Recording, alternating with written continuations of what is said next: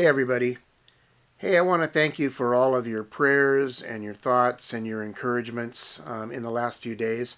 For those of you who don't know, my dad went home to be with the Lord yesterday. He's been struggling for the last couple of weeks, but God kept him in peace, and my dad was able to, without a lot of pain or difficulty, go home to be with the Lord yesterday. I'm really grateful that I know my dad knows Jesus, and that I know right now that he isn't here, but he's there right now in the presence of God. And so I really do thank you so much for your prayers, for your thoughts, and for all of the encouragement that you've provided for myself and for the rest of my family, for Lori, the kids. And I appreciate it if you keep praying for us as we get ready to say goodbye. Also, if you don't know this either, it's been quite the week. Jason, our worship pastor, and his wife Catherine, they had a fire at their apartment, and so they've lost a lot of stuff. They aren't able to live there right now, so they had to move out. And so if you want to also pray for them, and if you can encourage them any way possible, if you'd like to help them financially, you can, designate a gift to them, either through the website or on your offering envelope, and we'll make sure that they get some support to help them through this time. So please be praying for them as well. I just wanted to leave you with a couple of thoughts. I've been reading Psalm 23 today, which I guess kind of makes sense.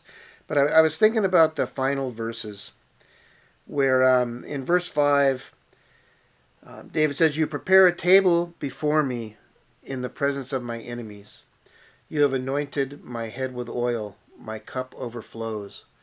When I think about my dad and the life that he lived, and he didn't become a believer until he was 50 years old. He was 86 when he went home to be with Jesus. So he's been a believer the last 36 years.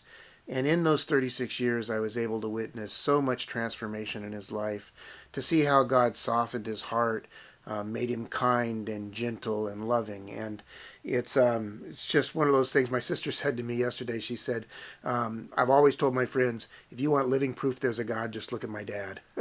Because God really did transform his life.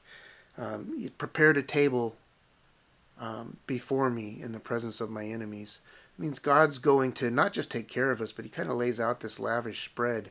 And he does so in such a way that it's visible to anyone he wants to know. You've anointed my head with oil, that God pours out his grace and his love upon us. My cup overflows.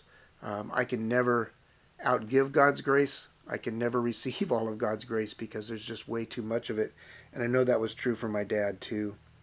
And then in verse 6 it says, "Surely goodness and loving kindness will follow me all the days of my life." That word loving kindness, it talks about God's faithfulness to keep his promises to us. And I know that over the last few days, as I was able to spend some time with my dad, that my dad was really looking forward to being with Jesus. He was looking forward to God fulfilling that promise to him, that to be absent from the body is to be present with the Lord. Loving kindness will follow me all the days of my life, and I will dwell in the house of the Lord forever. Brings a lot of comfort to my heart. You guys bring a lot of comfort to my heart.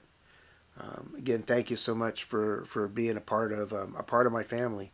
You make all the difference. I also want to remind you, this Sunday night, 5 o'clock, we'll be meeting out in the parking lot this week for worship and time together. So I hope to see you then. God bless you all.